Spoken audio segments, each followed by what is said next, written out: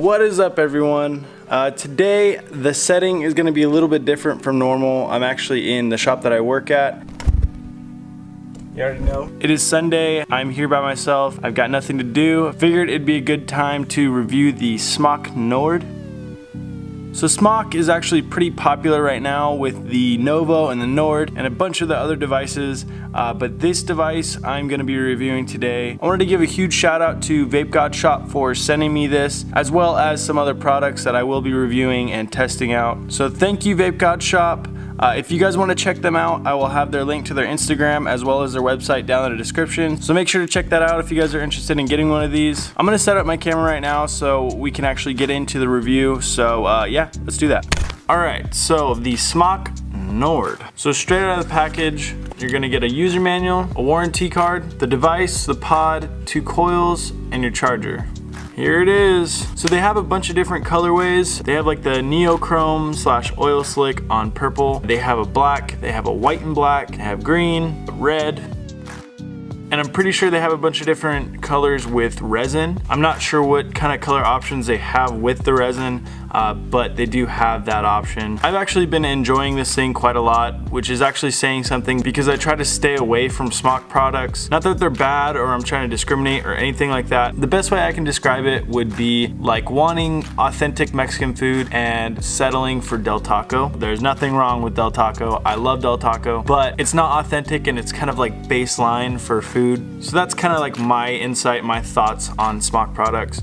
However, they killed it with this device. I was thoroughly surprised. I thought it was going to be a big piece of junk, but I was mistaken. This device has definitely become one of my favorite salt nic devices. Now, I'm not saying that this thing is perfect in any way because it's not. It has its flaws. So I'm going to go into some of the stuff that I really like about this thing as well as the things that I don't like. The first thing that I noticed right off the bat when I went to go hit this thing was, you guys remember the old Gatorade bottles, the little twist caps? That's exactly what this feels like when you go to take a drag off of it. I don't know about you guys, but that was kind of like a staple of my childhood. So it's a little bit nostalgic, which I like. Not saying that there's a downside or upside to that, but it's kind of cool. Since we're on the pod right now, I'm going to talk about the coils a little bit. If you guys can see that, the coils right there, you just push it in, you fill it up with juice right there on the side. The little plug pops up. Usually with pod systems like this, I like to prime up the coil, put it in place, and then fill it up with juice, and then usually I'll let it sit for about 5 to 10 minutes just so that the cotton gets fully saturated,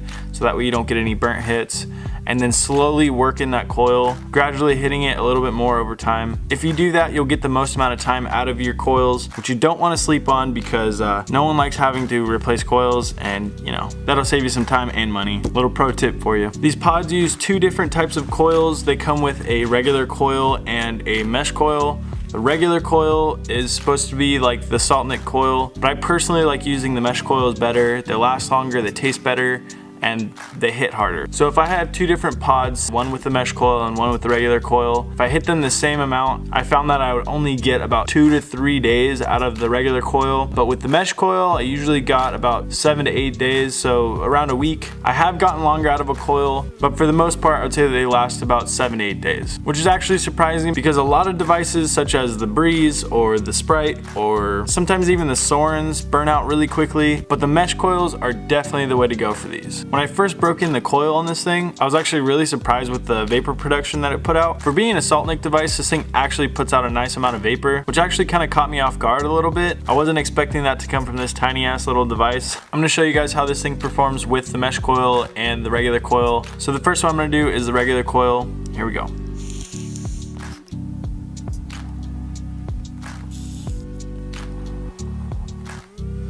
Alright, time for the mesh coil. Say hi for the camera. I will be there in an hour. You just hear how snappy it is.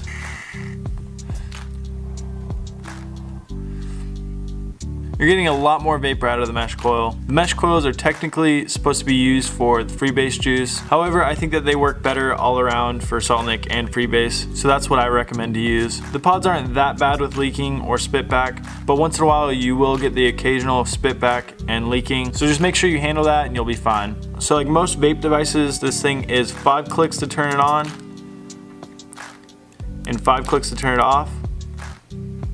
2 clicks to check your battery level, The color indicators for the battery level is pretty self-explanatory. Green is fully charged, yellow is half charged, and red is almost dead. Now, one issue I do have with this device is the fact that the button protrudes a little bit. I don't know if you guys can see that very well, but it does stick out like a sore thumb. For me, I found that it was really easy to auto fire in my pocket. If it was sitting in my pocket or a backpack or something like that, that button is just gonna keep going and keep going until your coil is completely fried. So yeah, just make sure that you turn off the device before you put it in your pocket or your bag. You'll be good. So let's talk about battery life. For the first week that I was using the Nord, I felt like the battery was actually dying really quick, but then I came to the realization that I wasn't really fully charging the device. I'd probably charge it for about 20 minutes and then pull it off the charger thinking that it was fully charged. And I realized that that was why it was dying so quickly. So make sure you fully charge this thing before you start using it again, because you're just gonna get disappointed when it dies on you. I think it takes around an hour to an hour and a half to fully charge, which isn't that bad. Considering that the Joule is almost 5 times smaller of a battery, I'd say that that's not that bad. On a full charge, I would say that this lasts me about 75% of the day to a full day. That's if I was hitting it a couple times every 15 to 20 minutes. Now, if I was chain vaping it, you would have to cut that time in probably about half, but that's still pretty good.